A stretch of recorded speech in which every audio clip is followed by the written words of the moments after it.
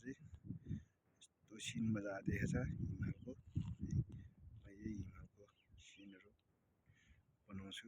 अनि यस्तो ठाउँमा चाहिँ घुम्न आउनुपर्छ है। यो चाहिँ गोर्खाको सामा र यो चाहिँ मैले चाहिँ खिच्ने लो हो। अनि यो चाहिँ मनासुलु हिमाल, यो दुईवटा चुच्चो भएको चाहिँ। अनि यसको तलपट्टि चाहिँ सामागाउँ रहेको छ। यतापट्टि र हाइड्रो पावर अलिकति देखाएको छैन कि नत्र यहाँबाट आँखाले चाहिँ देखिन्छ, क्यामेराले सायद देखिँदैन होला। हाइड्रो पावर भएको ठाउँमा चाहिँ त्यो उकालो झरेपछि त्यहाँ स्याला छ।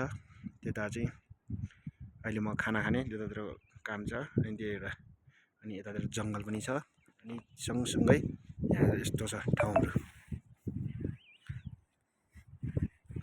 कस्तो दामी ठाउँ छ, सिनहरू देखिने ठाउँहरू। आज चाहिँ पहिला दुईचोटि आएको, दुईचोटिमा यस्तो साह्रो सिनहरू राम्रो देखाएको थिएन र आज चाहिँ मजा देखेको छ।